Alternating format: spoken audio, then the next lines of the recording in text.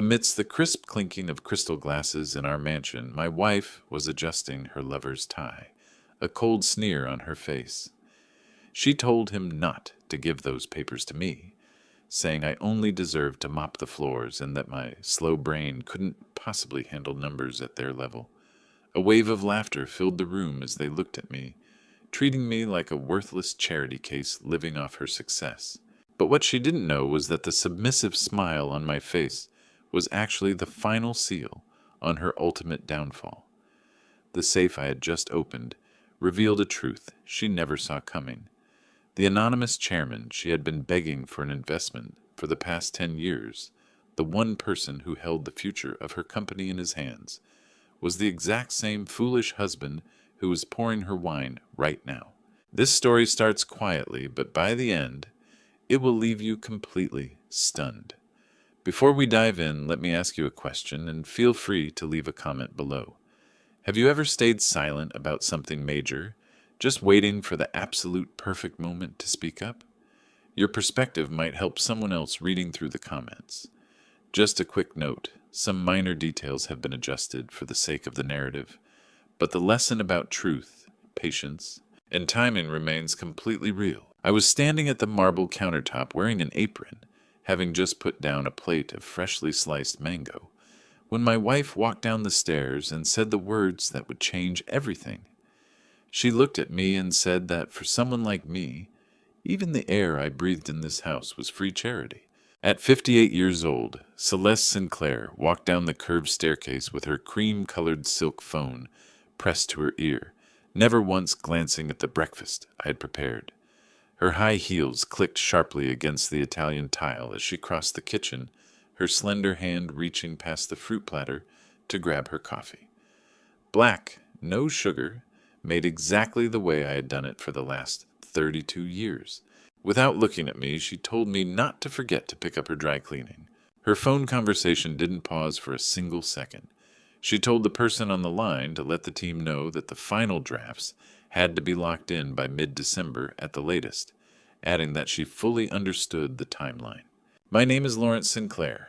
I am 60 years old, and I have spent nearly 3 decades perfectly mastering the art of being completely invisible in my own home. This waterfront mansion in Palm Beach stretched out around us like a museum dedicated entirely to wealth, a wealth I was never supposed to question. Celeste built her healthcare management empire from the ground up, while I maintained the household with the precise accuracy of a Swiss watchmaker. That was our arrangement. That was the routine that kept the peace. I asked her what time I should have dinner ready, using a carefully practiced tone. It was the voice of a man who had learned exactly when to speak and when to simply exist quietly in the background. She told me she would be eating at the office and not to wait up for her. Then she left. She didn't touch the mango, she didn't touch the perfectly toasted brioche, and she didn't touch the fluffy scrambled eggs I had timed perfectly with her arrival downstairs. The heavy front door shut tight. The house fell into that heavy, distinct silence that only happens when you are left entirely alone in a massive space built for two. With systematic precision, I cleared away the untouched breakfast. I scraped the food into the disposal, rinsed the plates, and wiped down the counters until the kitchen was spotless. This was my life. This was the daily routine. The constant humiliation had become so familiar over the years that I barely even felt it anymore. It was just another data point in a marriage that had hardened into nothing more than performance art around our 15th anniversary. At 8:15 in the morning, my phone vibrated. A voicemail icon lit up on the screen. I dried my hands on a kitchen towel and pressed play, fully expecting a reminder about Celeste's dry cleaning or a call from our landscaper. The voice on the line said, "Mr. Sinclair, this is Teresa Henderson from First Palm Trust Wealth Management. I'm calling regarding the account structure change authorization currently in our system.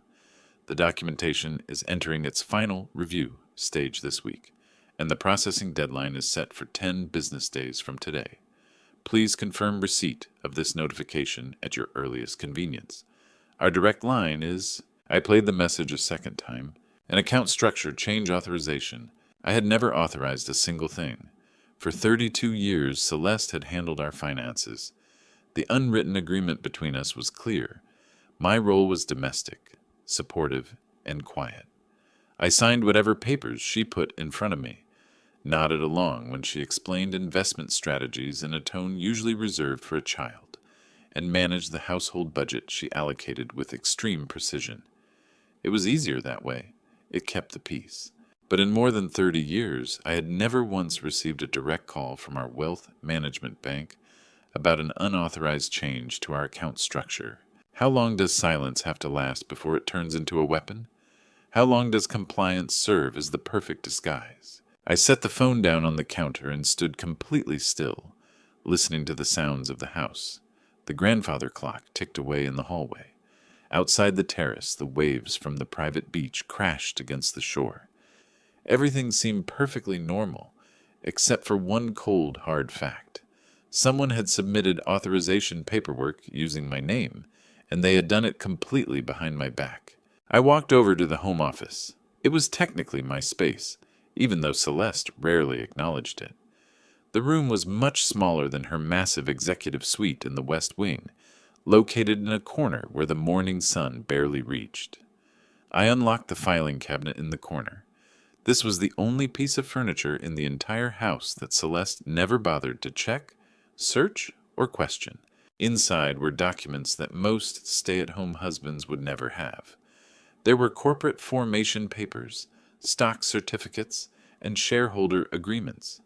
These were the very companies Celeste believed she owned and managed entirely on her own, built solely on her personal, brilliant strategy. To her credit, she did build them. I would never take away from her talent, her drive, or her sharp efficiency in business, but she built it all using capital that I provided, structured on a corporate framework that I had designed long before I ever met her. The anonymous chairman who signed off on every single one of her major decisions, the one she had to report to every quarter, the one she constantly complained about during dinner whenever she thought I was too oblivious to understand corporate politics, was me. This filing cabinet held far more than just paper. It held the truth Celeste had completely forgotten. I had built an empire before she even entered the picture. I selected a plain, unassuming folder containing basic corporate filings that would mean absolutely nothing to anyone in her office. To anyone else, it would just look like a caring husband dropping off a forgotten document. It was the perfect excuse to visit her medical management suite in Palm Beach Gardens. I needed to see what was happening with my own eyes, to figure out exactly what kind of paperwork had been submitted, and why I was only finding out about it through a courtesy call from the bank. 25 years of marriage, 25 years of playing the small, insignificant role, letting her believe that I was the one dependent on her, the one who needed her wealth and status to survive. She had convinced herself of that story so completely that she had stopped truly seeing me a long time ago. I had become part of the furniture, just background wallpaper, a convenient house manager who kept her personal life running smoothly while she conquered the corporate world. But she forgot one important thing. Furniture sees everything, and wallpaper hears every single conversation. The man she dismissed as completely harmless was simply waiting for the right moment. I closed the cabinet, tucked the folder under my arm, and caught my reflection in the hallway mirror. Graying hair, gentle features, and the slight slouch of a man who had spent his life serving rather than commanding. It was absolutely perfect. It was time to pay a visit to my wife's office and see who was really running this game. That voicemail confirmed the suspicions I had been harboring for weeks.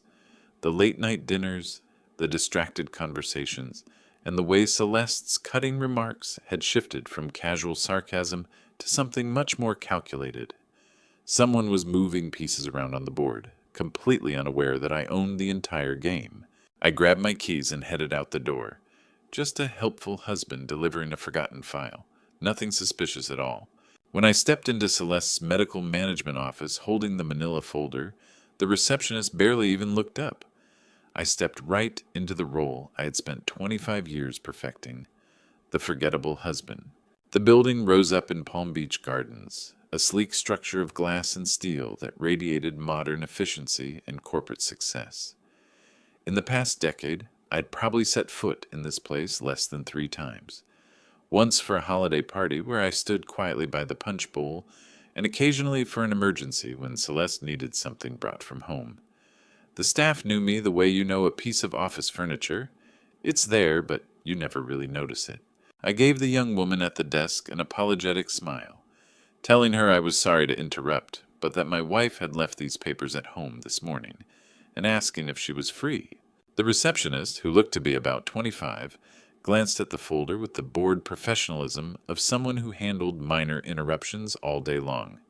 She told me Mrs. Sinclair was all the way down the hall, the last office on the left. I thanked her and promised I wouldn't take up too much time. By the time I finished speaking, she had already turned her eyes back to her computer screen, completely erasing me from her mind as someone of zero importance. I walked down the hallway with measured, cautious steps, keeping up the posture of a man who knew his place. My shoulders were slightly rounded, and I held the folder against my chest like a shield. The hallway stretched ahead with polished marble and recessed lighting, the doors lined with titles that signaled corporate power and status: Regional Director, Operations Manager, Executive Vice President of Strategic Planning. Every single position in this company was funded by me. Every paycheck came from accounts that I technically controlled. Every major corporate decision came to my desk anonymously every quarter for approval. Yet in this building, I was merely Celeste's husband, the man delivering a forgotten file and apologizing just for taking up space. For 25 years, I played the part of someone who didn't matter. Now it was time to see exactly what happens when the invisible man starts paying attention. I walked past the open office doors, catching glimpses of employees typing at their desks and conference rooms packed for afternoon presentations. The entire machinery of corporate success was humming along beautifully. Everything looked exactly the way a thriving medical management company should look: professional, prosperous, and completely legitimate. And then I saw her. Celine Redmond sat at a desk situated directly outside Celeste's office door. For a standard assistant, the placement was a bit too close, and as a coincidence, it felt entirely too territorial. She was 35, her dark hair pulled back into a severe bun, wearing a charcoal gray suit that radiated expensive taste and meticulous grooming. On her desk sat a monitor, a designer lamp, and a smartphone, over which her hand hovered like a soldier ready to draw a weapon. When I approached, she looked up. Her expression went through a series of calculated shifts, a look I had recognized instantly after spending decades watching corporate predators assess threats. "Can I help you?" Her voice carried a polite edge, the kind used by someone going through the motions of courtesy while plotting a defense. "Just dropping off some papers my wife forgot," I said, keeping my harmless smile intact. "I'll be out of your way in a second. Mrs. Sinclair's in a private meeting. You should wait outside." It wasn't, "She'll be done in a minute," or "Let me check her schedule."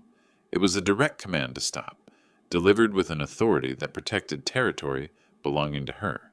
Invisibility becomes a superpower when people forget that quiet doesn't mean blind. I had seen that look before. It was the fierce possessiveness of someone guarding access to intimacy. The way Celine positioned herself between me and the door, the protective tension in her shoulders, the possessive cadence in her voice when she said, "Mrs. Sinclair," instead of "your wife." She wasn't protecting her boss, she was protecting her lover. "Of course," I said, offering another apologetic smile. "If it's all right, I'll just leave these on her desk. I know how she gets when she realizes something is missing." Celine hesitated, balancing her vigilance against the sheer reasonableness of the request. "Fine, but make it quick." I walked past her desk, moving with the cautious deference of someone who understood hierarchies perfectly.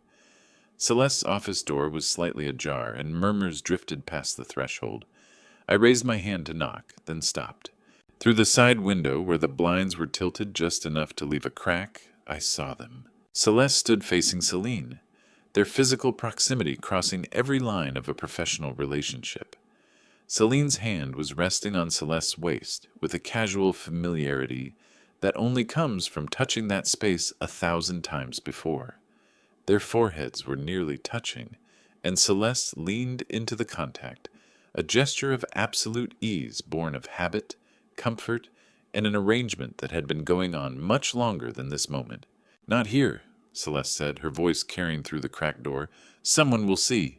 Your husband doesn't notice anything, Celine replied, her hand slipping lower. He's no threat.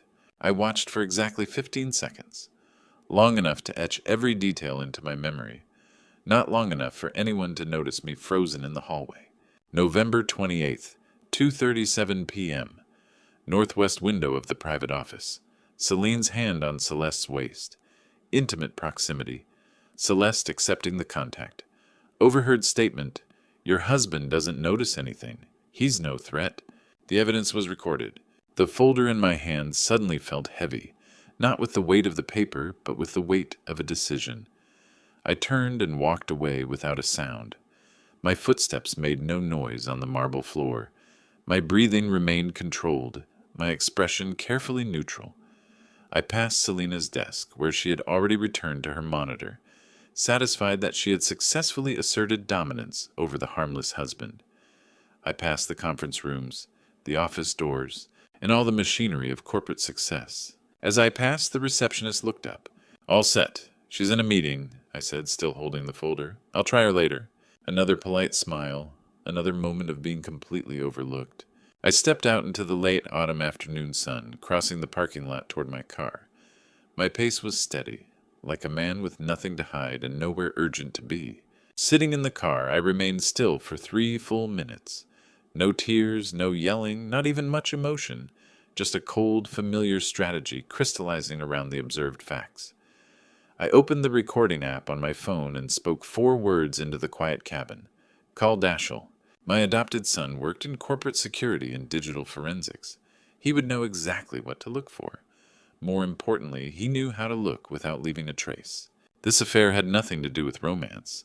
I had suspected that the moment I received the voicemail from Teresa Henderson about unauthorized changes to the account structures. Celeste did nothing without a strategic purpose. If she was risking her reputation, her marriage, and her carefully constructed professional image, it was because the prize was worth more than affection, something far more valuable than love. Roughly $100 million in life insurance, corporate assets, and carefully concealed wealth. I started the car, pulled out of the parking lot, and drove home to begin documenting everything. The leather-bound notebook had sat in my private filing cabinet for 5 years, unopened, waiting for the moment when quiet observation meant more than loud accusations.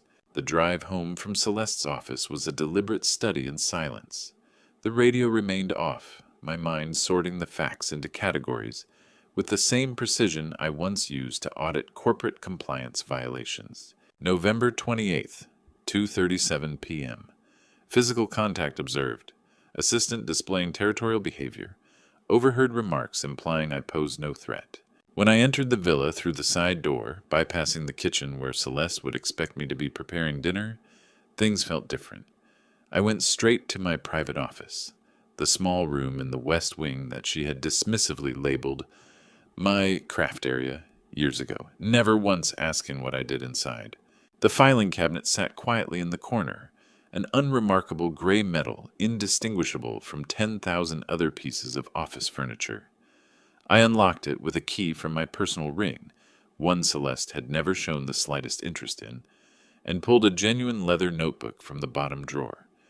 It was expensive leather, the kind that grew richer with age, with paper thick enough that ink would never bleed through. I had bought it before I met Celeste. During my final year as a corporate investigator, back when I was deciding that building an empire quietly was worth far more than climbing a corporate ladder loudly. I turned to the first blank page and began logging the entry with the systematic rigor of a man who spent decades building cases meant to withstand a courtroom. November 28th, 2024, 2:37 p.m. Palm Beach Gardens, Medical Management Offices. Subjects, CS and SR. Physical contact observed, hand on waist, extreme intimacy. Recorded dialogue. Your husband doesn't notice anything. He's no threat. Observation duration, 15 seconds. Emotional state, controlled. 25 years ago, I logged security breaches at cold storage facilities the exact same way. Evidence first. Emotion second. The habit returned like muscle memory. Cold, precise, laying down a foundation that could bear the weight of the consequences to come. But logging it wasn't enough. I needed to know exactly what they were doing with my name, my credentials, and the anonymity I had worked so hard to maintain. I pulled out my phone and dialed the one person I trusted completely. Dashiell Sinclair answered on the second ring. My 28-year-old adopted son had inherited my strategic mind and turned it toward digital systems instead of corporate structures. He worked as a cybersecurity expert for a consulting firm that handled forensic investigations for Fortune 500 companies. It was a job that required clearance, discretion, and the ability to see patterns in data others ignored. Dashiell, I need you to run a system audit, not a routine check, a forensic-grade audit. His voice shifted instantly from casual to professional. No asking why I was calling at 6 p.m. on a Wednesday. No demanding emotional context. Just the focus of a professional who understood that when I used this tone, something severe was unfolding. What am I looking for? Authentication tampering, secondary accounts, access logs showing midnight activity. Anything filed or authorized under my credentials that I didn't personally sign off on. A pause. 2 seconds of silence while I knew Dashiell was processing the weight of those words. Corporate accounts too, or just the household? Everything. If someone is moving funds or changing authorizations, I want timestamps, device IDs, and IP addresses. Corporate fraud and marital betrayal shared one thing in common. They both left digital fingerprints, if you knew where to look. I'll need the account numbers and the date ranges, Dashiell said, and I could already hear the rapid clicking of a keyboard in the background. And the authentication protocols. Are we talking two-factor, biometrics, or both? Both. The primary account uses a fingerprint, plus a rolling token. The secondary verification requires a physical device authentication. Check if any devices have been registered that I didn't personally authorize. The time frame? The last 6 months, but focus heavily on the last 90 days. More keyboard clicks. Dashiell was already moving, pulling up systems, doing what he did best. Finding truth in the data people thought they had hidden so well. I'm tunneling into the corporate security systems remotely, he said. I'll need your admin credentials to access the authentication server logs. I recited a 16-character password from memory. Celeste had once laughed at how overly complex it was when she saw me typing it. She thought I was paranoid. She didn't understand that security isn't paranoia. It's preparation for the moment trust becomes a liability. I'm in, Dashiell said, running the query against the access logs now. This will take a few hours. I'll call you back when I have a match. Thank you, Dashiell. His voice softened just a fraction, the professional mask cracking enough to let concern slip through. Should I be worried? Yes, I said, but not for me. He understood. Dashiell never asked why I needed the audit. That was the difference between a son you trusted and a wife who had been lying to you for years. I hung up and sat in the quiet office, the leather notebook open on the desk, the filing cabinet still open beside me. Outside, the sun was dropping below the Palm Beach skyline, painting the sky in deep oranges and purples.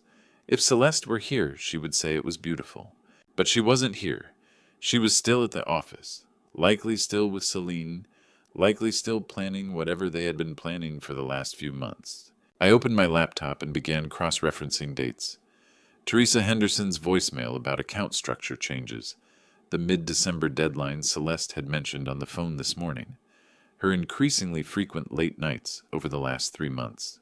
The patterns emerged. They always do if you look long enough with the right tools. My phone rang. 20 minutes. Dashiell had said it would take hours, but he was calling back in 20 minutes. The kind of turnaround that told me he had found something so significant that waiting made no sense. Dad, you need to look at this. His voice carried a professional restraint, the kind reserved for delivering bad news to a client. Someone has been accessing your accounts at 2 a.m. for the last 3 months, and they're using an authentication device that definitely doesn't belong to you. I closed the leather notebook and pulled the laptop closer. Send it all over. Compiling the report now. But Dad, this isn't random access, it's systematic. They're checking specific accounts on a specific schedule, and they're incredibly good at covering their tracks. If I hadn't been looking specifically for the authentication device mismatch, I would have missed it. How good? Professional grade. Whoever set this up knew exactly what they were doing. The affair was just the surface. Whatever Celeste and Celine were doing had been engineered for months, executed with precision, and designed to be invisible to anyone who wasn't actively looking. But I was looking now, and I was very, very good at finding what people tried to hide. Dashiell's time-stamped logs on the screen showed 87 unauthorized access attempts over a 3-month period. Every single one occurred between 2 a.m. and 2:47 a.m., the exact window when my sleep was deepest. Dashiell sent the screen share link at 8:30 the next morning. Now I sat watching the evidence assemble into an undeniable pattern. Red markers indicated login events. Blue showed account modifications. Yellow highlighted changes to notification settings. Every access happens between 2 and 3 in the morning, Dashiell said, his voice carrying the professional detachment he saved for client briefings. The notification settings on all primary accounts were altered to silent. Email alerts were suppressed. Text confirmations were rerouted to a secondary number. The cursor moved across the screen, highlighting specific entries. Someone knows your sleep schedule. They knew exactly when you wouldn't be looking at your phone, when you wouldn't notice a login confirmation. The secondary account, I asked, what permissions does it hold? Dashiell pulled up another window, scrolling through authorization tiers. It has full beneficiary modification rights, and it's been active since May. Dad, this isn't a recent whim. This is premeditated. They've spent 6 months setting up the infrastructure. 6 months. Half a year of midnight theft while I slept 15 feet away. The IP addresses track back to locations you've never been to. A cafe in Boca Raton, a commercial center in West Palm Beach, a hotel lobby in Fort Lauderdale. All public Wi-Fi networks with no security cameras. Professional, cautious, planned. And the authentication device was spoofed? They cloned your credentials, likely having physical access to your device, long enough to extract the encryption keys. Then they registered a duplicate under a modified serial number. The system thinks it's legitimate because the authentication tokens match. How long does it take to erase a man? 5 years of minor humiliations or 6 months of midnight theft. The phrase knows your sleep schedule triggered a memory. 5 years ago, a summer evening on the Villa Terrace, 2019, Celeste was hosting a dinner party for her Palm Beach social circle. 8 guests sat around the outdoor table. String lights cast soft shadows. As I was clearing the dessert plates, Celeste steered the conversation toward family planning. Of course, we tried everything, she said, her voice dripping with theatrical sorrow. But there's only so much modern medicine can do when certain physical limitations exist. One of the guests shifted uncomfortably. I'm sure that's been incredibly difficult for both of you. Celeste sighed, placing a hand over her heart. Oh, I've made my peace with it. But Lawrence is still struggling to come to terms with his deficiency. The people around the table, the Palm Beach social acquaintances, shifted in their terrace seats as Celeste weaponized vulnerability, turning intimate medical details into public drama. I stood there holding empty plates, saying nothing, while she systematically dismantled my dignity under the guise of sharing a burden. 2 days later, I found the prescription for birth control pills in her bathroom cabinet, a continuous paper trail spanning 5 years. The lack of children wasn't my failure, it was her choice. But by then, everyone we knew already believed her story. Dad, are you still there? Dashiell's voice pulled me back to the present, back to the screen filled with markers. The story about the medical issue, I said slowly.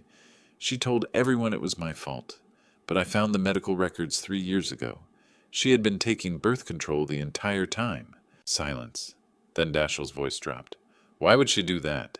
For the same reason she's doing this now, to make me seem weak, to make me seem dependent, to make everyone believe I'm less capable than I am, and then to make me disappear. The medical records I found 3 years ago hadn't shocked me. They had simply confirmed that I was right to stop trusting my own memories of this marriage long ago. The pattern was solid. Public humiliation disguised as sympathy. Private manipulation of medical facts. Digital theft carried out while I slept. Every strategy served the exact same purpose. The systematic erosion of my identity until there was nothing left to defend. Celeste had been practicing erasing me for years. Those midnight access logs weren't a new behavior. They were just the financial version of what she had been doing to me psychologically from the very beginning. "What do you need me to do?" Dashiell asked. "Find everything you can," I told Dashiell. "Access logs, IP addresses, device signatures, timestamp correlations. I want a forensic report that can stand up in a court of law. There will be a confrontation eventually, but not until I know the full scope of what we are dealing with." Dashiell's tone shifted, and I could tell he had uncovered something else. "There's one more thing," he said. "The secondary account has a pending authorization request. It's scheduled to process in exactly 9 days. 9 days. I pulled up my private files. The encrypted ones Celeste didn't even know existed. Corporate structuring documents, trust agreements, insurance policies. And there it was, a key man life insurance policy. Total coverage, $100 million. The original beneficiary structure listed Dashiell Sinclair as the primary heir. The pending modification request would alter that entirely. The processing deadline was December 7th. I scrolled down to see the proposed new beneficiary, Celeste Sinclair, primary, 100%. The ice in my chest hardened into something sharp and focused. This wasn't about an affair. This wasn't about romance, passion, or revenge. This was strictly business. It was about making sure that if I were to pass away, go missing, or be declared incapacitated, every single dollar I earned would flow straight to Celeste, bypassing the son I had chosen to inherit my empire. I had 9 days before that authorization processed.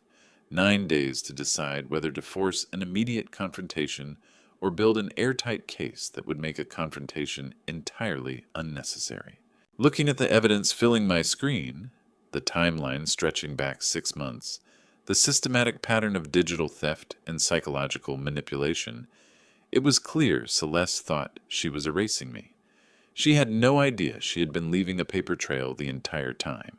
The manila envelope had sat under the label "Medical Settled" for 3 years, sealed with heavy tape that I had personally applied on the day I decided certain truths were too painful to keep looking at.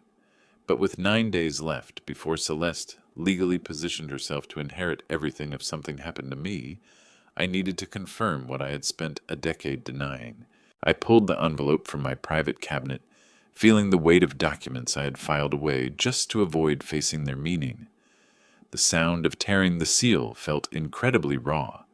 Inside were pharmacy receipts, prescription histories, and billing statements I had quietly collected over years of suspicion but had never acted upon.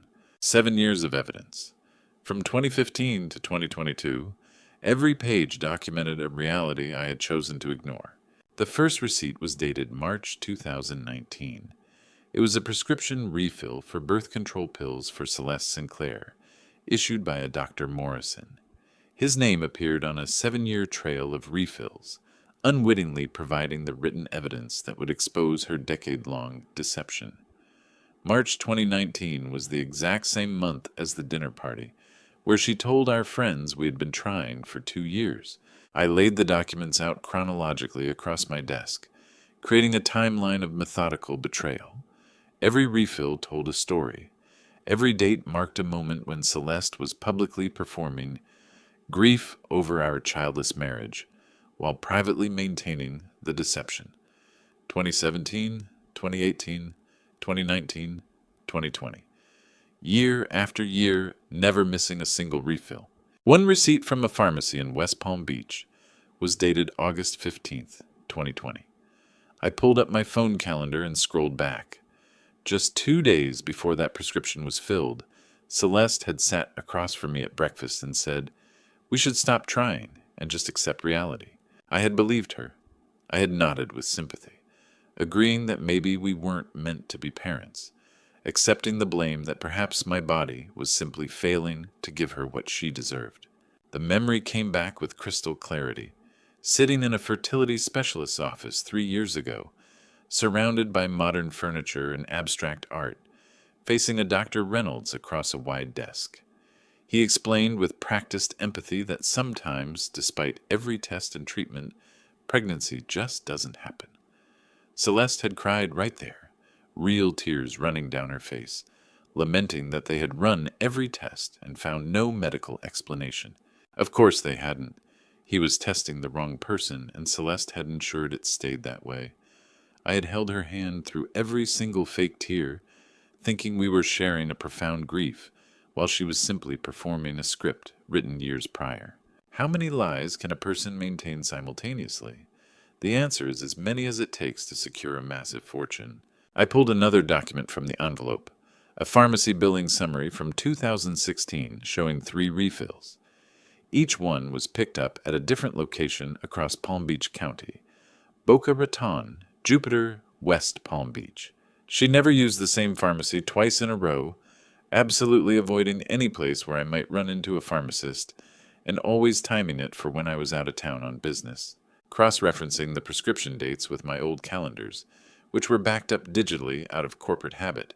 Every refill lined up perfectly with my trips to Chicago, New York, or Los Angeles. Her timing had been flawless. I knew, I said to the empty office. A part of me always knew. I just didn't want to believe my own wife could be that calculating. But the evidence didn't lie. Receipts don't perform, dates don't manipulate, and numbers don't deceive. I leaned back in my chair, looking at the chronological spread. This wasn't random cruelty. It wasn't even about not wanting children. It was a strategic psychological campaign. The pattern was clearly laid out in medical paper trails and billing codes. Make me feel flawed, make me feel dependent, and make me question my own capability. She had spent years eroding my confidence until I accepted the role she assigned to me. A house husband who contributed nothing, living on her wealth and surviving on her charity. Now, after a decade of preparation, she was executing the final phase. The midnight account access, the forged authorizations, and the insurance beneficiary changes were all designed to transfer everything to a woman who spent 10 years making me feel like I had built nothing. The worst part wasn't the lie itself. It was the tears.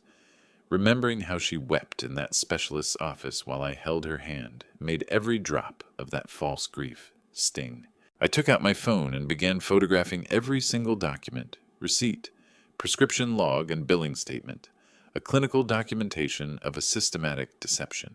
10 years, I muttered into the silence. She did this for 10 years, making me feel like I was the problem while systematically positioning herself to take everything. But she forgot one fundamental thing. I didn't build a business valued at $500 million by ignoring evidence. I built it by spotting patterns, documenting compliance violations, and acting on facts rather than emotion. The image of the submissive house husband didn't happen by accident. It was engineered year after year, humiliation by humiliation, prescription by prescription. But a disguise is a double-edged sword. She believed she had married a passive, dependent man who accepted his role as an ornament. She had absolutely no idea she had married a man who spent 30 years building forensic cases against corporate criminals.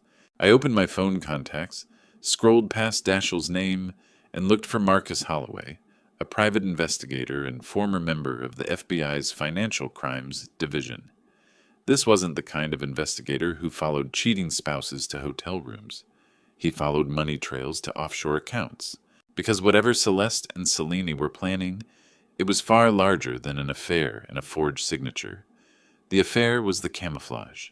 The intimacy was the distraction, but the true operation was financial. And it had been running for months, perhaps even years. I needed to know how deep the fraud went, who else was involved, and every account, authorization, and phase Celeste thought she had hidden. And I had to know before December 7th. I pressed dial and waited for Marcus Holloway to answer. It was time to see what else she had been planning while I was asleep. Marcus Holloway answered on the 4th ring, his voice carrying the exact same cautious, neutral tone I remembered from a corporate fraud case 5 years ago. "Marcus," I said, "I need to retain your services again." "It's been a while, Lawrence," he replied, showing no surprise.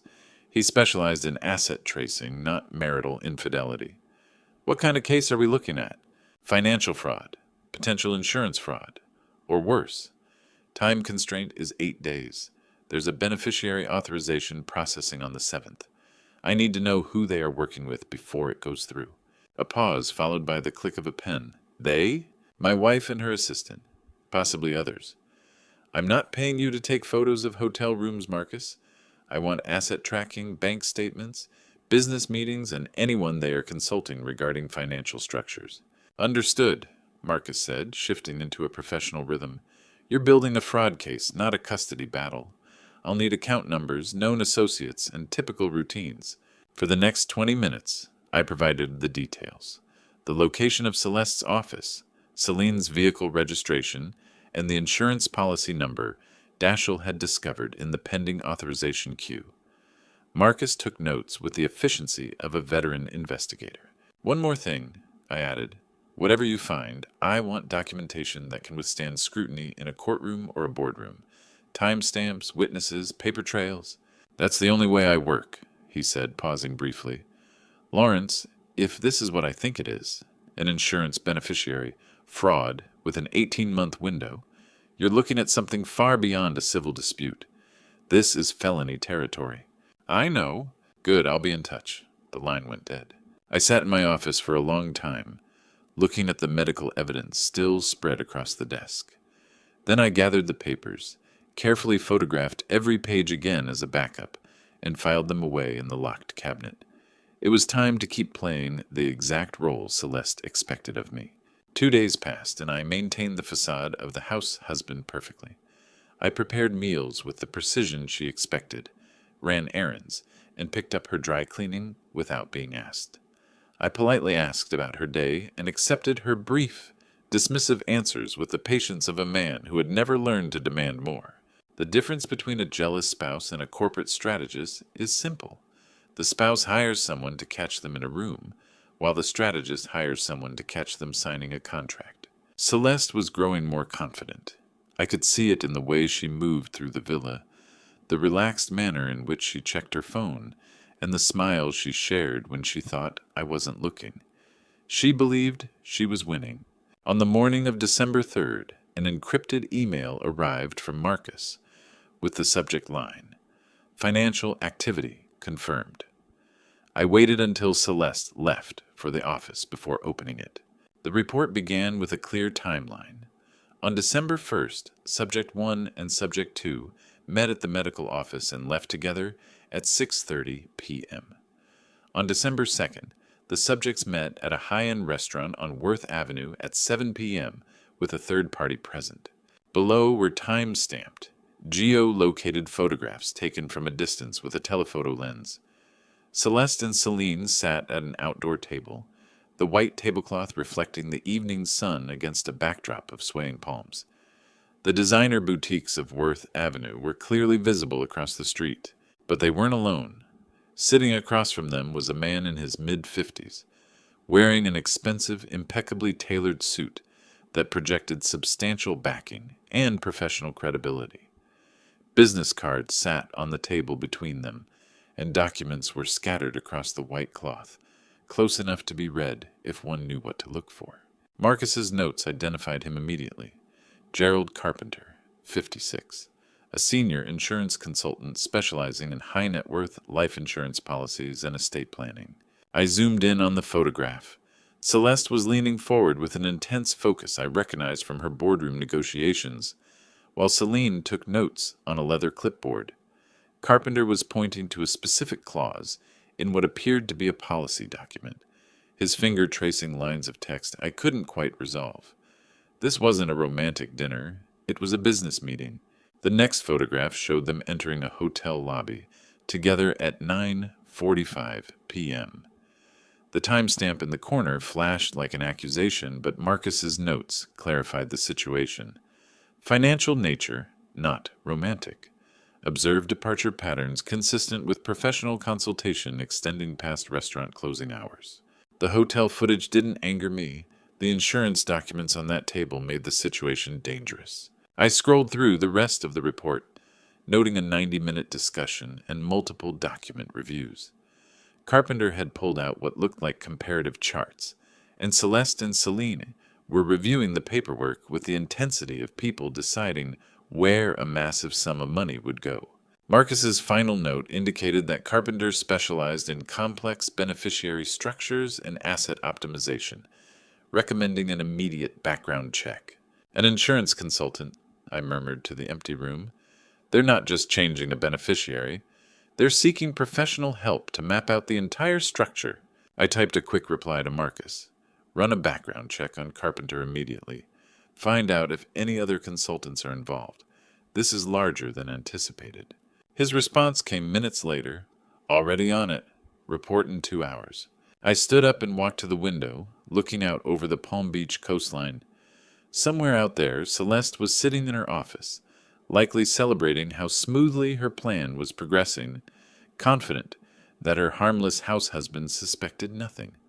She believed the insurance consultant was helping them optimize their structure, and that everything would be finalized in 8 days. She had no idea I was building a case file. 2 hours later, Marcus sent the background check report.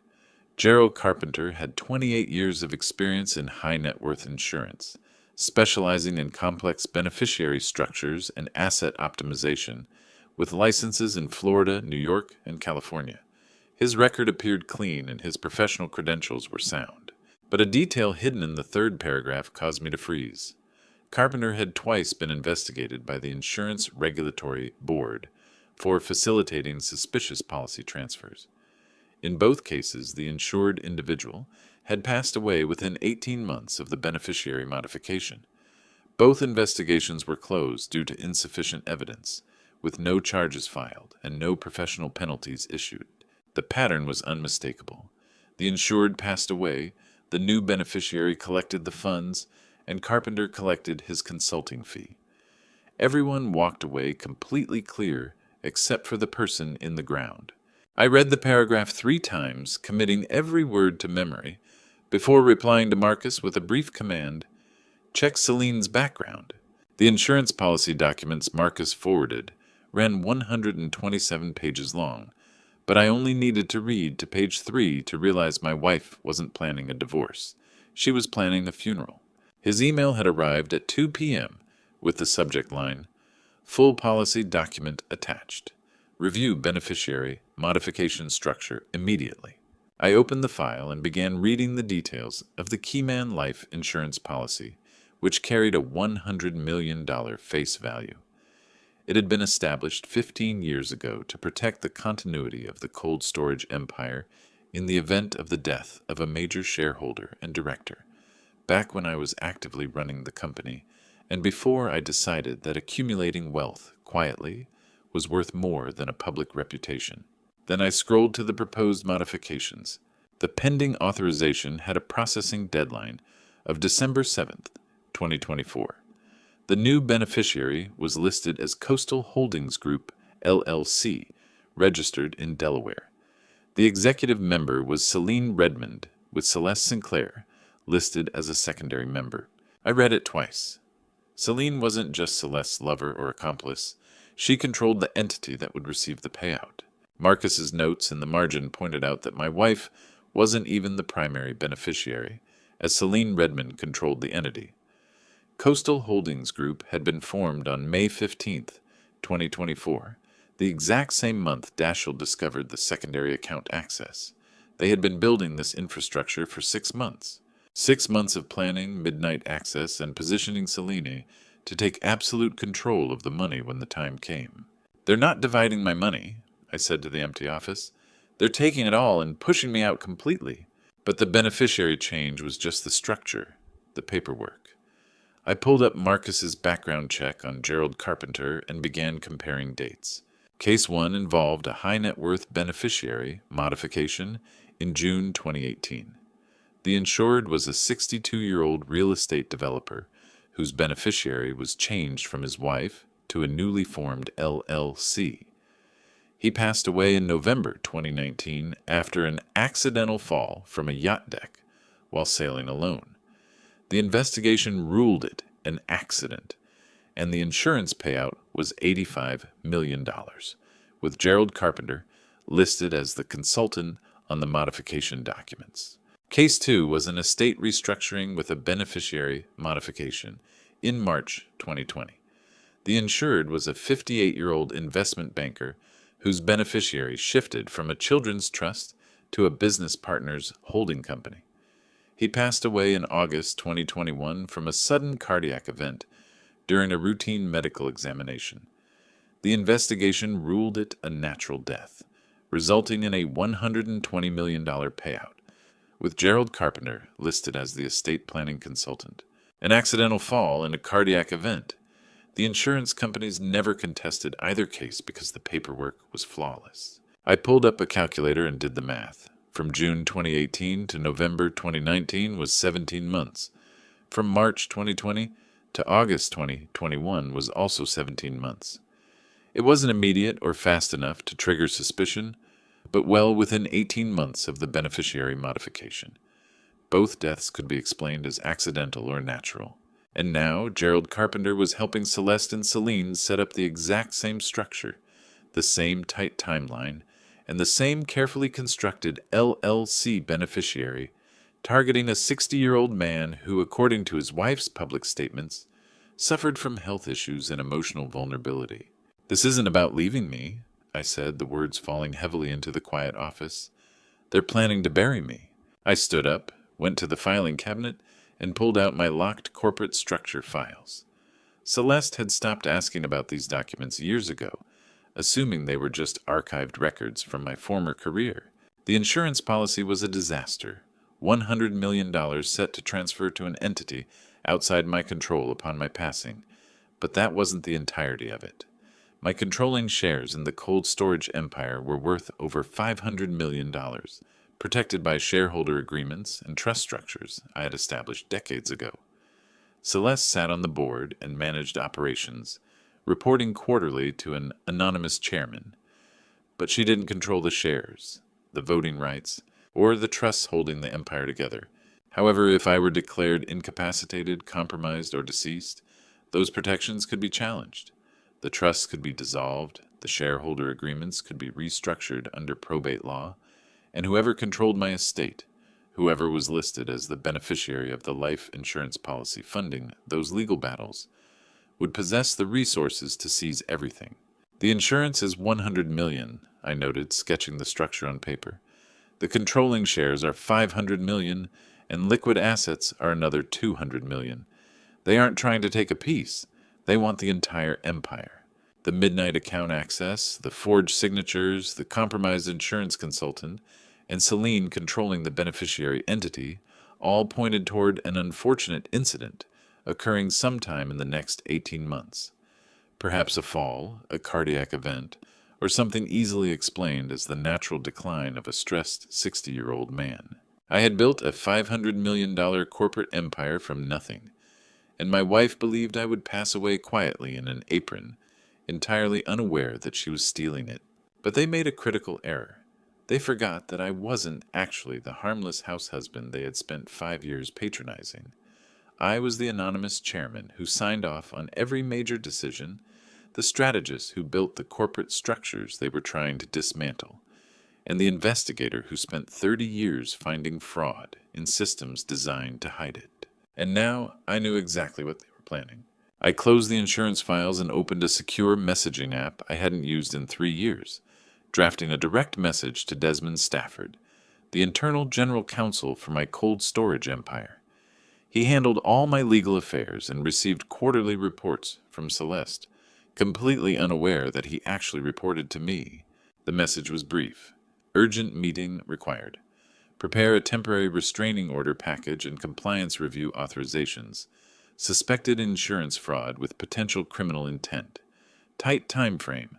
4 days until processing. Then I added a final instruction. Desmond, tell no one, not even my wife. The only way to stop a plan to eliminate you is to eliminate the plan first. I pressed send, leaned back in my chair, and looked at the evidence spread across the table. The medical records proving a decade of deception, the digital forensics showing 6 months of systematic theft, and the insurance documents exposing the scheme to profit from a tragedy. I had 4 days until December 7th, 4 days to build an airtight legal case that would send Celeste and Celine to prison for the next decade instead of spending my money. The conflict had already begun, and they didn't even know it. Just 3 seconds after Dashiell initiated the query, the Know Your Customer Compliance database flagged Celine Redmond's profile with a red alert, a designation reserved exclusively for high-risk financial actors with documented histories of fraud. Desmond confirmed receipt of my message regarding the temporary restraining order within an hour. Now, on the morning of December 4th, I sat in my office on a video call with Dashiell, watching him run the filtering programs that would either confirm my suspicions or prove my case was built on paranoia. The screen behind him was filled with data fields, risk assessment tags, and cross-referenced alerts. "Red flag alert," Dashiell said, his voice carrying the careful precision of a professional delivering bad news. "High-risk designation, multiple database matches across different states and timeframes." "What kind of matches?" I asked. "Financial fraud databases, open-source intelligence cross-references, and court records. Here's the interesting part. The Social Security number associated with Celine Redmond was issued only 18 months ago." I straightened up. 18 months? She's been working for Celeste for nearly 2 years. That means for the first 6 months, she was using a different identity. The name Celine Redmond didn't exist before June 2023. It's a manufactured identity, with a Social Security number issued to someone claiming to be 35. "Who is she really?" Dashiell's fingers moved across his keyboard. "Give me 10 minutes. The filtering system can cross-reference prior identities. Let me follow the alias trail." I watched him work, pulling up databases I had been familiar with during my own corporate investigations years ago, public records, financial transaction histories, and court filing systems forming a digital paper trail. People assume a name change makes the trail vanish, but it really just buries it under new data. Identities are meant to be permanent, but for some, they are just costumes changed when the previous performance ends. "Found it," Dashiell said. "Celine Redmond was previously Sarah Pelletier in Louisiana from 2019 to 2023. Before that, she was Sandra Reynolds in Arizona from 2016 to 2019.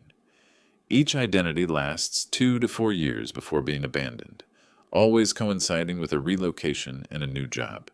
And it's the same industry, healthcare administration, across all 3 identities. Sarah Pelletier handled medical billing for a regional hospital network in Baton Rouge, while Sandra Reynolds managed a medical office in Phoenix. The pattern was clear. She wasn't changing names at random. She was moving through the same professional space, building the same type of access and targeting the same vulnerabilities. "Any criminal charges?" I asked. "2 confirmed," Dashiell replied. The Sandra Reynolds identity in Arizona was tied to suspected insurance billing fraud, and the Sarah Pelletier identity in Louisiana faced embezzlement charges. Both cases were dismissed. Why? The Arizona case lacked sufficient evidence after critical documents vanished from the prosecutor's office. In the Louisiana case, the primary witness failed to appear in court. Failed to appear or went missing? Dashiell paused, looking closely at his screen. "Missing?" I'm looking at the case logs. The witness was scheduled to testify, but never showed up, and there's been no record of her since. The cold feeling in my chest expanded. Medical billing was exactly how she had approached Celeste. She had used this playbook before. "And there's more," Dashiell said, pulling up another document. The Arizona case involved a life insurance claim where the beneficiary modification was handled by... I'm checking the investigator's name in the court files. It's Gerald Carpenter. The room became completely quiet. "Say that again." Gerald Carpenter, the same insurance consultant currently meeting with Celeste and Celine, was involved in the Arizona fraud case, the exact case that led to insurance fraud charges against Sandra Reynolds, Celine's prior identity. What was the outcome of that case? The charges were dropped, but here's what the file shows. An elderly male victim, 62, living alone. The beneficiary modification processed 3 months before his passing, and he was found at home after a fall down the stairs. The death was ruled an accident with no witnesses, and the beneficiary collected $45 million. Sandra Reynolds was employed as his healthcare coordinator and vanished 6 weeks after the insurance check cleared. I felt a shift in my understanding. This wasn't random opportunism, Nor was it Celeste recruiting an assistant to help execute a plan. This was a professional criminal who had done this exact thing before, working with the same consultant, targeting the same type of person, using the same method. She isn't Celeste's assistant, I said slowly. She's a professional. This is her business. Identity fraud, insurance scams, and potentially worse. A career criminal, Dashiell confirmed. Based on the timeline, I estimate her true age is 38 to 40, not 35. She's been doing this for at least 8 years across 3 confirmed identities, with 4 suspicious insurance payouts across 3 states. And that's just what I found in a 2-hour search. Celeste believed she was the one in control, using Selene to steal my fortune, completely unaware that she was actually the one being manipulated. The Arizona victim, I asked. You said he fell down the stairs. What were the specifics? Found at the bottom of his basement stairs with head trauma. The medical examiner ruled it consistent with an accidental fall, noting the man had been drinking that evening with a blood alcohol level of 0.08. The investigation concluded he simply lost his balance while alone in the house. Convenient. Extremely convenient. And here's a detail you should note. The beneficiary modification was submitted exactly 14 months before his passing, long enough to avoid triggering an automatic investigation. 14 months.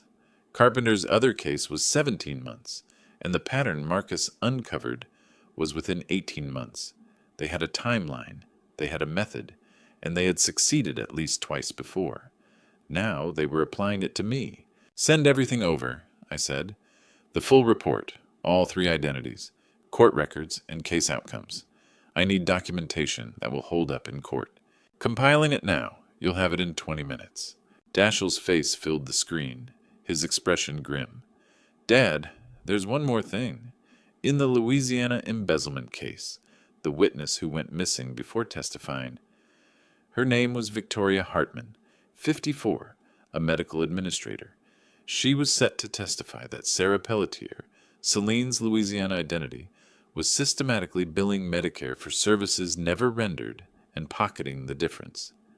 Hartman discovered the fraud, reported it internally, and agreed to cooperate with prosecutors, and then what? She disappeared 3 weeks before the trial. Her car was found abandoned at a shopping center in Metairie, with her purse and phone still inside. There were no signs of a struggle, and her body was never recovered.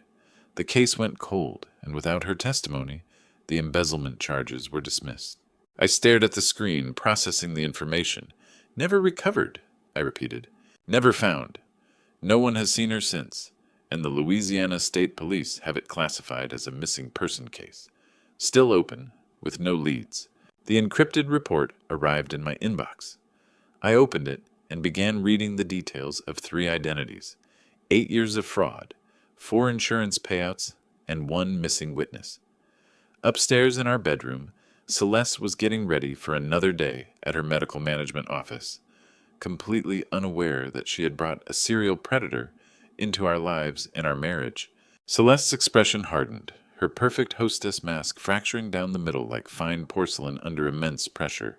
Lawrence, she said, her voice dropping into a low, dangerous register. Just keeping things transparent, dear, I replied, mirroring her earlier tone. You were the one who said we should show everyone how our partnership works. Selene stepped forward, her voice cutting through the confused murmurs of the room.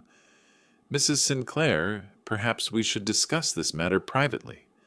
She fixed her gaze on me, her eyes filled with an open threat, before Lawrence says something he might regret.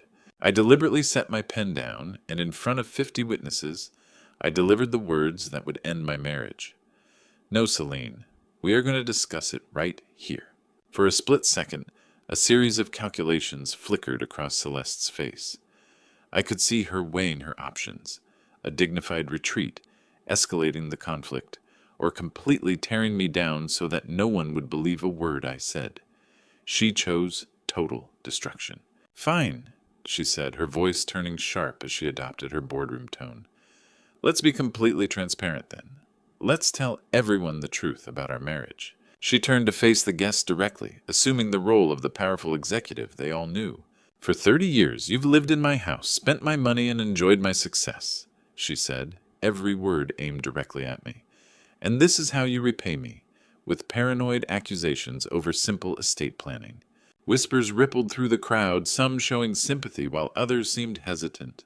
I've supported you entirely, she continued, growing more invested in her performance.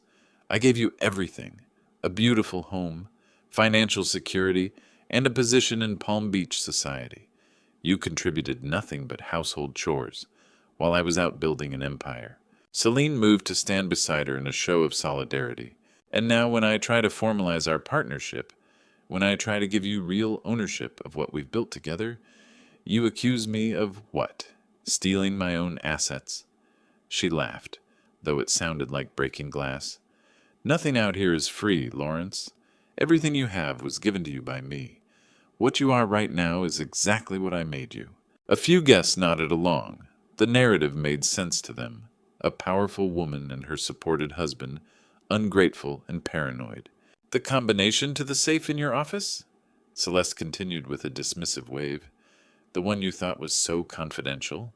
I've known it for years. How else was I supposed to manage our finances when you were clearly incapable? She stopped abruptly, realizing what she had just admitted to. I had never given her that combination, not once in 32 years. It meant she had been watching me open it, memorizing the numbers and accessing my private files without permission. A few guests shifted uncomfortably as the meaning of her words sank in. Perhaps we should call Dr. Morrison, Celine intervened quickly. Lawrence has been under a considerable amount of stress lately. This kind of paranoid delusion— You're right, Celeste, I interrupted, my voice calm and clear. Nothing is free. Let me show our guests exactly what you've been buying with my identity. I pulled out my phone and swiped to the gallery Dashiell had prepared. Here's my wife and her administrative assistant at the Breakers on November 18th, I said, holding up the screen so nearby guests could see. A business meeting, I presume. The photograph showed Celeste and Celine on a hotel balcony, raising champagne glasses and leaning toward each other with an unmistakable intimacy. Celine's hand was resting on Celeste's shoulder, and they were laughing, their faces very close. A collective gasp rippled through the room. Have you ever watched someone realize their entire social standing is dissolving in real time? It starts in the eyes. The pupils dilate. A sudden flash of clarity appears, and then the mouth opens slightly. Finally, the body leans back, as if the truth itself carried a physical impact. I swipe to the next image, and here is the insurance authorization containing my forged signature, submitted 3 days ago without my knowledge. Note the timestamp, December 4th at 9:47 a.m. I was at the villa the entire morning. Someone cloned my digital identity to sign this document remotely. More phones appeared in the crowd now as guests began taking photos of my screen, documenting the evidence themselves. That could easily be doctored, Celine said, her voice growing sharp with desperation. Digital evidence is simple to manipulate. Dashiell, I called out toward the study, would you confirm the chain of custody for our guests? My son appeared at the doorway with his laptop open, his expression completely professional. Everything my father is showing you is stored on an encrypted server with blockchain timestamps, Dashiell said, turning the laptop to display the data streams. The photographs, documents, and authentication logs can all be independently verified and are fully admissible in court. He pulled up another screen. We also have real-time security footage of tonight's gathering, he continued. Every conversation and interaction has been time-stamped and logged, including your statements, Celeste, about signing documents on my father's behalf because he was allegedly incapable of understanding them. The crowd fell completely silent, a tense fascination replacing the high from the champagne. I swiped to another series of photos showing Celeste and Celine at a restaurant, a resort, and what appeared to be Celine's apartment. It was a clear, documented history of intimacy stretching back months, if not years. In one photo, Celine was wearing a distinct gold bracelet, delicate and encrusted with small diamonds. Is that— A woman's voice cut sharply through the quiet as she recognized the jewelry. It was the tech executive who had been flashing her own diamonds earlier. That's the bracelet you showed us last year, Celeste. Your anniversary gift from Lawrence. Celeste's face lost all its remaining color. You told us it was the most romantic thing, the woman continued, her voice rising, about how Lawrence had it custom made just for you. The truth operated like an explosive device, silent until the moment of detonation. Afterward, there were only fragments and witnesses. This is absurd, Celeste said, but the authority had completely drained from her voice. You're twisting things, taking completely innocent photos, and inventing a story. The affair is almost irrelevant at this point, I said quietly. What actually matters is the systematic identity theft, the forged signatures, and the attempt to transfer assets using my cloned credentials. That is fraud, Celeste. Felony-level fraud. The guests began backing away, creating physical distance, already calculating how to protect themselves from the fallout of a scandal that was clearly about to reshape Palm Beach society. As the crowd pressed closer to see the evidence on my screen, Celeste's champagne glass shattered against the stone floor of the terrace. She lunged forward, targeting my phone rather than me, her face contorting into an expression I had never seen before. The polished facade was gone, replaced by pure desperation and anger. "You have no idea what you've just done," she hissed, her fingers clawing toward the device holding the proof of her undoing. I held the phone above my head, well out of reach of her manicured nails, and gave Dashiell a sharp nod across the terrace. He pressed enter. "The file package has been sent," Dashiell announced loudly, ensuring every guest heard. "Receipt has been confirmed by both legal counsel and the financial institutions." Celeste froze in mid-motion, her expression shifting rapidly between shock, anger, and absolute panic. "What did you just—" Before she could finish, my phone began to ring. I answered on speakerphone, holding it up so the entire terrace could hear. "Mr. Sinclair, this is Teresa Henderson from First Palm Trust." Her voice was formal and direct, carrying the full weight of institutional authority. "An anti-money laundering compliance freeze has just been placed on all accounts, pending an investigation into unauthorized transactions. All access privileges are suspended effective immediately." "Thank you, Ms. Henderson," I said calmly. "Please proceed with the freeze protocols we discussed. It is already underway, and you will receive written confirmation within the hour. The federal compliance team has been notified and will contact you directly." I ended the call. 50 guests stood in absolute silence. The phones and the champagne were forgotten. They were watching the systematic collapse of Celeste Sinclair's empire in real time. "You can't send that," Celeste's voice cracked, desperation breaking through. "We had an agreement." The terrace somehow grew even quieter. An agreement between a house husband and a CEO? What kind of agreement would that be? I let the question hang in the air, watching several guests put the pieces together. If there was an agreement, Celeste's knowledge of my corporate status went far deeper than she had ever let on, meaning her fraud wasn't some desperate, sudden impulse. It was targeted theft, planned and premeditated. "What agreement, dear?" I asked softly. "The one where you take everything and I pretend not to see? Or the one where I disappear entirely so you can inherit it all?" She opened her mouth to speak, but closed it, realizing too late that every word was being recorded, documented, and witnessed.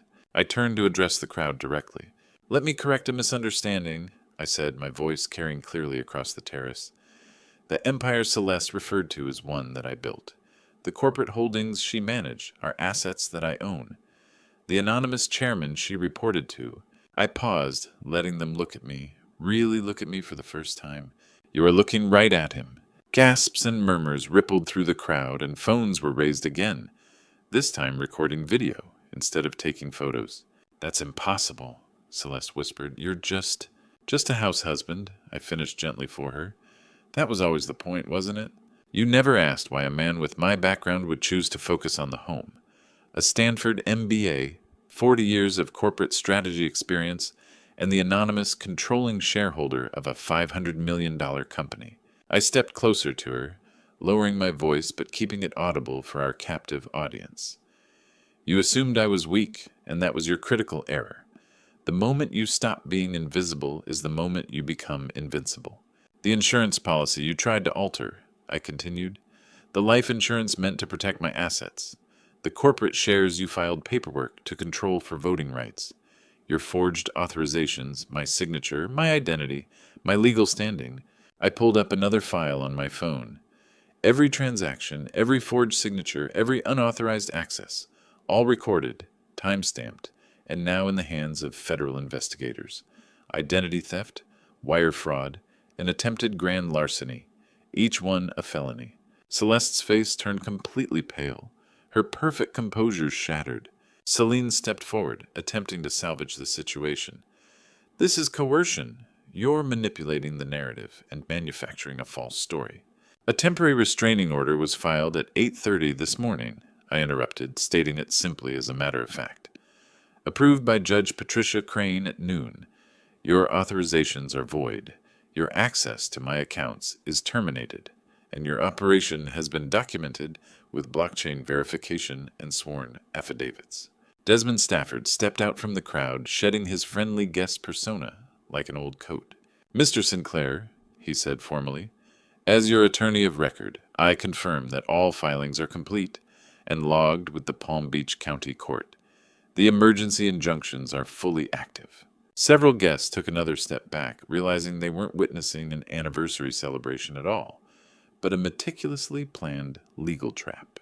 The silence that followed was total, as 50 people realized they had just witnessed a perfect legal execution. The most elegant part, I said, looking directly at Celeste, is that you helped me build the case. Every dismissive comment tonight about signing documents on my behalf, managing my affairs without authorization, and treating me as mentally incompetent, all recorded, all admissible, and all proving your fraudulent intent. I gestured to the villa behind us, the massive home glowing warmly against the night sky. You've hosted parties in this house for 32 years. The deed is in my name alone, held by the anonymous trust you never bothered to investigate. The cars in the garage, the art on the walls, the furniture you take such pride in, all of it is mine. Celeste swayed slightly, reaching for Celine's arm for support. You were always a guest here, I said quietly, not the other way around. The realization hit her entirely. The money she spent, the status she claimed, and the empire she managed but never actually owned. It was all built on my assets, my fortune, and the anonymity I had carefully maintained. So tell me, my dear wife, I said, my voice carrying to every corner of the silent terrace, did you want me gone for the fortune, or simply because I stayed quiet for too long? As the reality of the situation set in, Celeste turned to Celine, whose hand was already moving toward her phone. Celine, she whispered desperately, call Marcus. Call him right now. I smiled. Marcus Holloway, your litigation specialist. I paused, watching hope flicker in her eyes before extinguishing it completely. I'm afraid he was disbarred as of this afternoon. Would you like to know why? The silence after I mentioned Marcus's disbarment lasted for 3 full heartbeats. Then Celeste finally understood that she was entirely on her own. Marcus certified documents he knew were fraudulent, I said, my voice echoing clearly across the terrace. He submitted notarizations for signatures he never witnessed me sign, and filed false affidavits with financial institutions. That is grounds for immediate disbarment. Celeste turned to Celine, her face filled with disbelief. You told me Marcus could protect us. You said he had everything handled. He thought he did, I said before Celine could answer, until Desmond filed a complaint with the Bar Association this afternoon, complete with evidence of his involvement. Desmond stepped forward, maintaining his professional composure.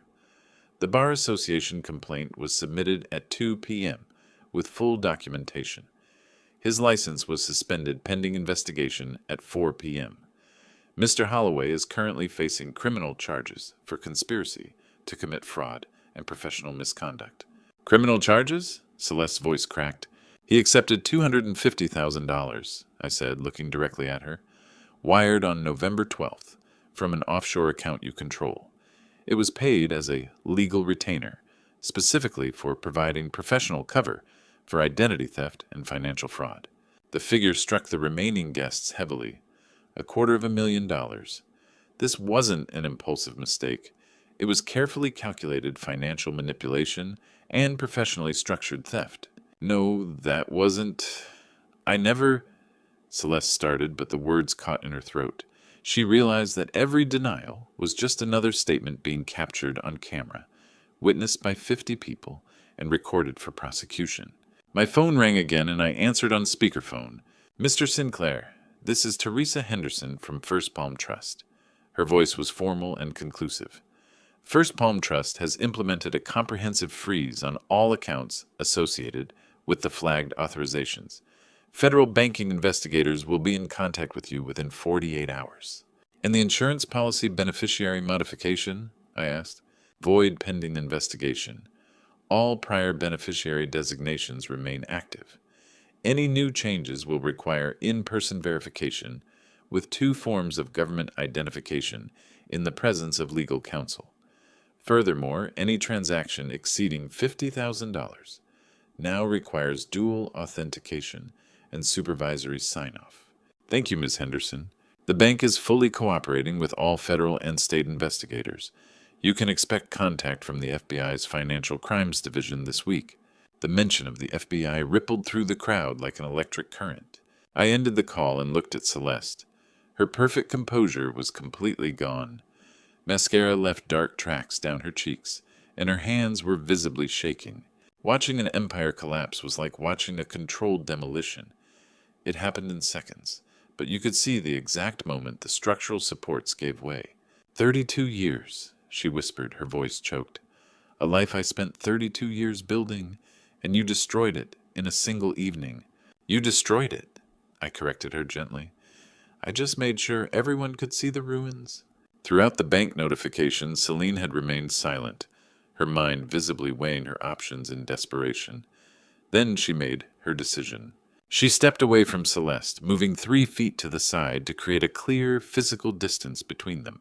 "Mr. Sinclair," she said, her voice steady and professional, "I need to make something clear. As an employee of Mrs. Sinclair, I was simply following her express directives. I had no knowledge that she was forging your signature or committing fraud." Celeste snapped her head around to look at her. "Celine, what are you doing?"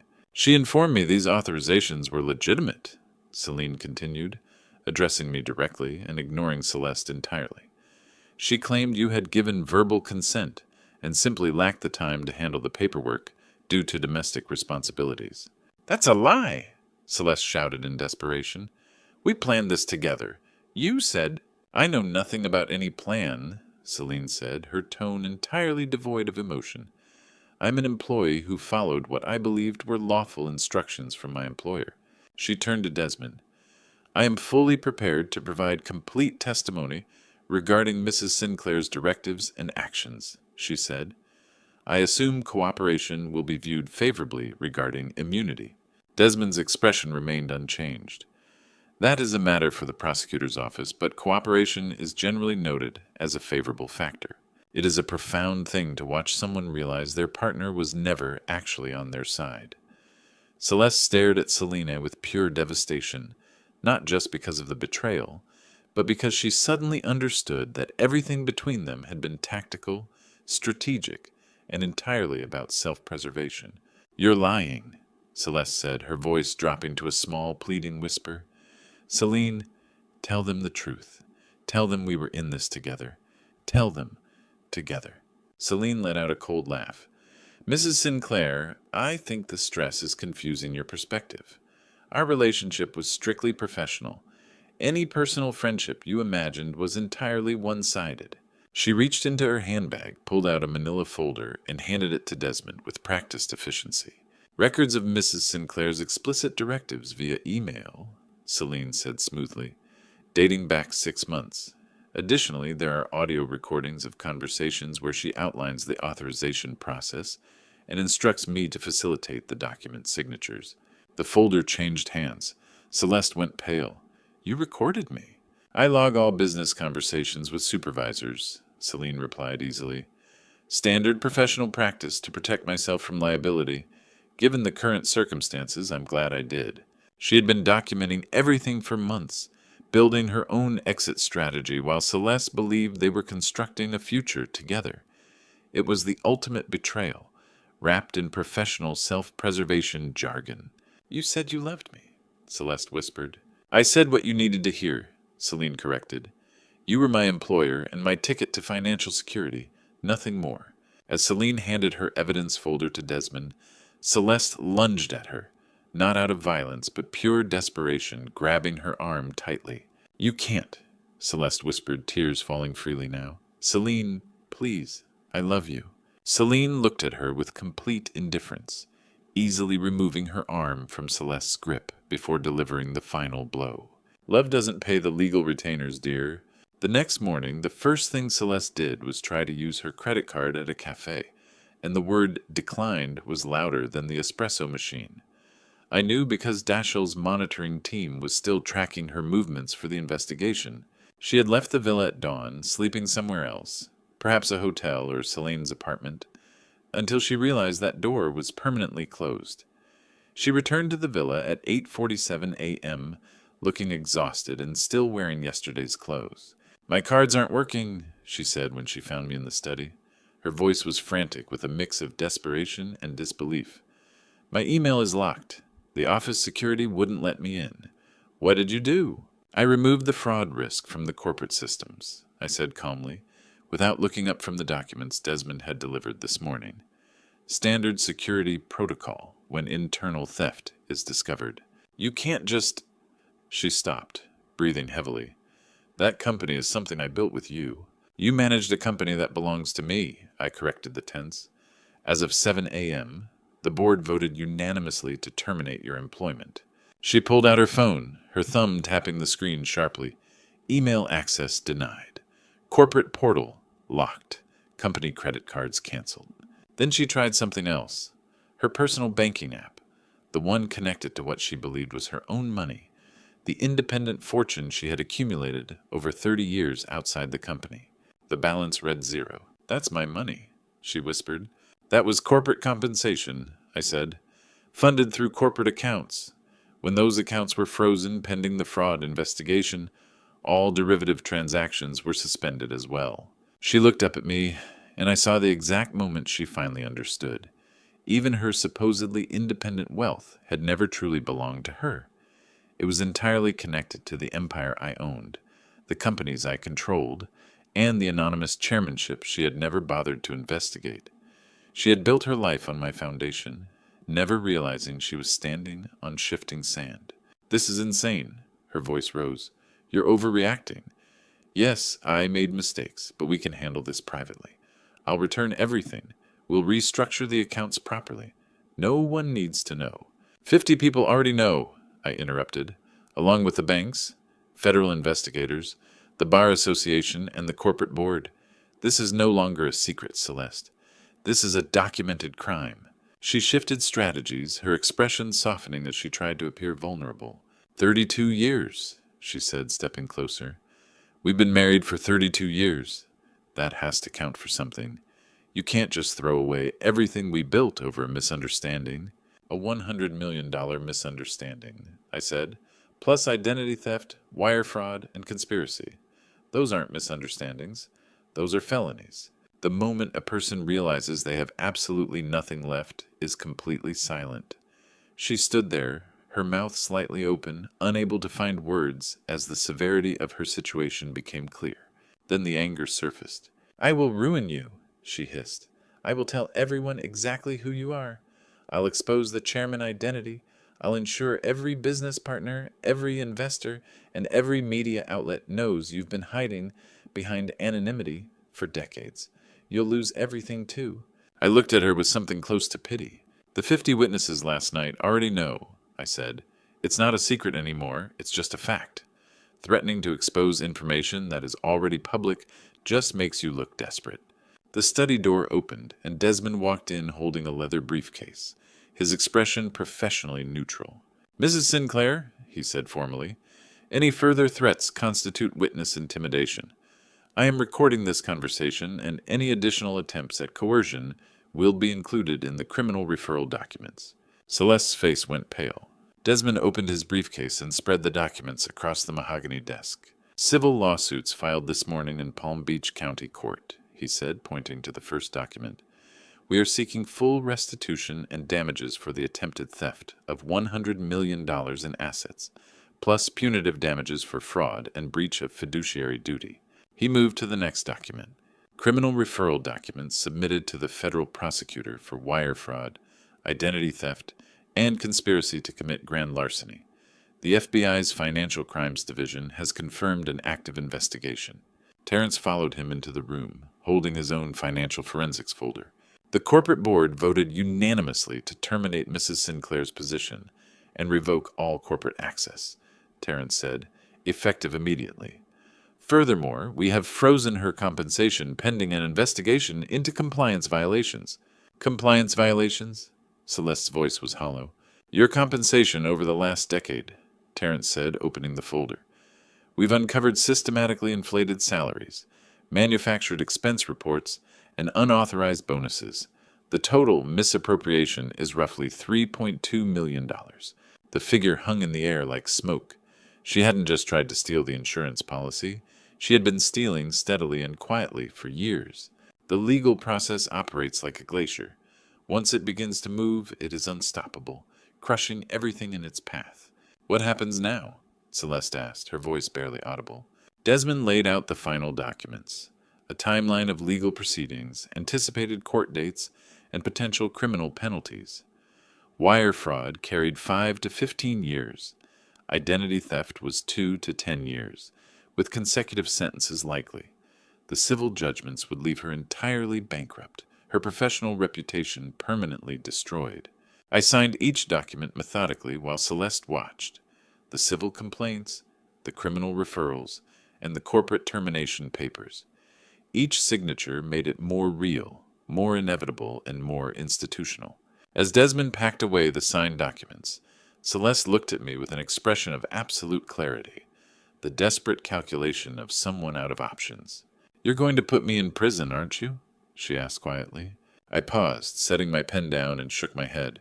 No, Celeste, I said, meeting her gaze. I'm going to give you a choice. The option I offered Celeste wasn't born of mercy. It was the difference between justice and cruelty. I had remained silent for too long to become a cruel man. You can walk away from this with your freedom, I said, motioning for her to sit. She remained standing, swaying slightly. No criminal record and a chance to start over somewhere else. But you sign all the papers, you leave quietly, and you never contact me again. Desmond placed the document package on the table between us. The settlement agreement, the divorce filings, and the financial restitution schedule. The terms are highly specific, I continued. An immediate divorce with no alimony and a waiver of all claims to any assets. You will repay the $3.2 million in embezzled funds over 10 years through a wage garnishment from whatever employment you find in the future. You sign a full confession for the civil case admitting to all fraud charges, and then you disappear from my world. Celeste's voice sounded hollow. And if I refuse? Before I could speak, Desmond answered.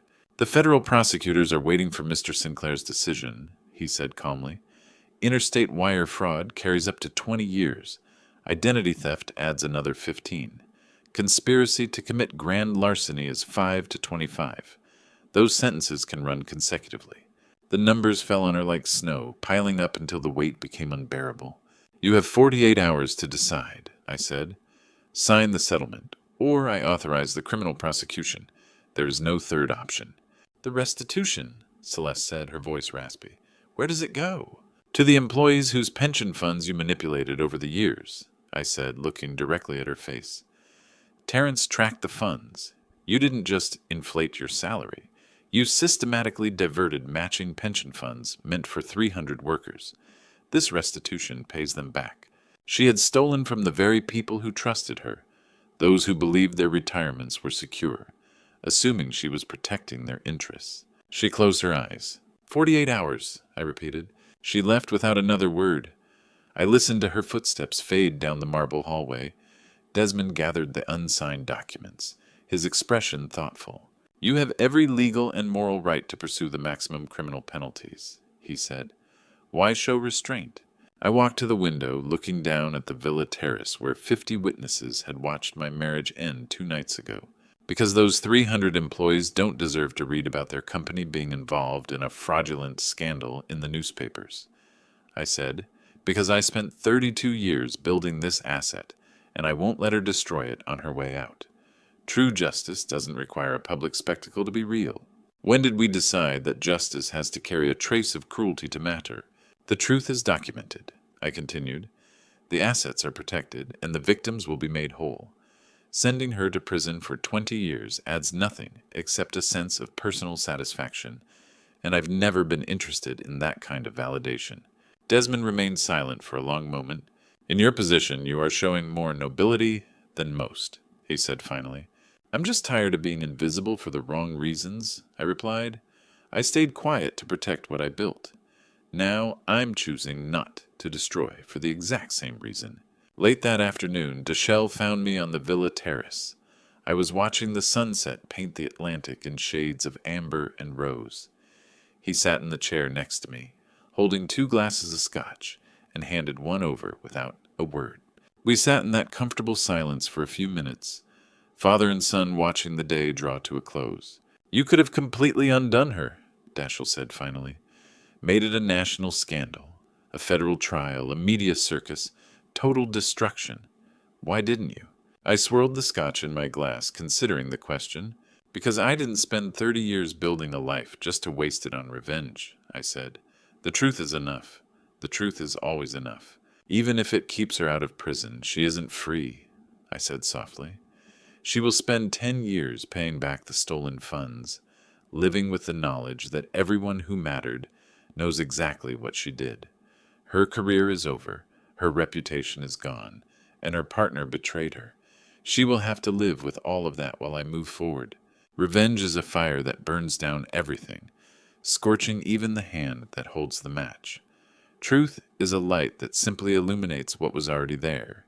That sounds tougher than a prison sentence, Dashiell observed. It is, I agreed. Prison sentences have an release date. This doesn't. We watched a pelican dive into the surf, surfacing with a silver scale flashing in its beak. Do you know why I maintained the anonymity all these years? I asked. Dashiell looked at me with curiosity. I assumed it was for control, privacy, or to protect against someone like Celeste. Partly, I admit, but mostly it was because of you. Me? I wanted you to have options, I said, to inherit this empire on your own terms, without the weight of expectations. If everyone knew I was the chairman from the beginning, you would have grown up as the heir apparent. Every decision you made would have been measured against that legacy. I met his gaze. The invisibility was always about protecting your freedom, I said, so you could become whoever you wanted to be before deciding if you wanted to follow in my footsteps. Dashiell absorbed the words quietly. Thank you, he said finally, his voice slightly choked. Thank you for giving me that choice. Remember this, Dashiell, I said, placing a hand on his shoulder. You don't need to compromise your integrity. Keep the truth pure. That is the most valuable asset you can leave behind. We sat together as the sun touched the horizon, the sky burning with gold and crimson. What happens now? Dashiell asked. For you, I mean, now that everyone knows who you are. I smiled, having considered the question for 2 days. It turned over in my mind like a stone that might reveal a hidden treasure beneath. Now I said, it's my turn to decide who I want to be when I'm no longer invisible. When the villa emptied out, the space felt much larger. A profound silence echoed through every room, signaling that the matter was finally, permanently, over. A week had passed since the anniversary party that ended my marriage. 7 days since 50 witnesses watched Celeste's empire fall. 168 hours since I stopped being invisible. Dashiell found me in the study, where I was packing the last few books into cardboard boxes. Desmond called. He said Celeste signed the final settlement papers yesterday. She's gone. I nodded, sliding another book into the box. Where to? Scottsdale, Arizona. A new name, a new life. The first restitution payment cleared this morning. And the company? I asked. Terrence says employee morale is actually up, Dashiell said, leaning against the doorframe. The transparency about the attempted fraud and your identity increased trust in management rather than diminishing it. 3 major clients called to express support, and 2 new contracts were signed this week. The truth accomplished what silence never could. It built trust. And Celine? I asked. Granted immunity in exchange for full cooperation, she's testifying in Marcus Holloway's disbarment proceedings. After that, she'll disappear too. The machinery of justice operated quietly, without drama or noise. There was no sensational trial or media circus, just documented truth executed with institutional efficiency, exactly as it should be. I taped the box shut and looked around the study. 32 years of my life had passed in this room. Now I was leaving with 6 boxes of books, a folder of photographs, and absolute freedom. I bought a house, I said. I know, the real estate agent called to confirm the closing. No, I corrected. I mean I bought it in my own name. No trust, no LLC, no anonymous holding company, just Lawrence Sinclair, visible and present. Dashiell smiled. The first piece of property held publicly in 30 years. One of many firsts, I agreed. We walked through every room of the villa, gathering only the things that truly mattered. Photos of Dashiell as a child, my father's watch, books I had read dozens of times, and a painting my mother used to love. I left behind everything that represented the performance of the past, the gilded cage of Palm Beach society, the persona of the house husband, and the invisible life I constructed to protect what I built. The villa would be sold within weeks, and another couple would fill it with their own illusions, their own performances, and their own secrets. I wished them better fortune than mine. 32 years in this house, Dashiell said as we loaded the last box into his car. Are you really okay with just walking away?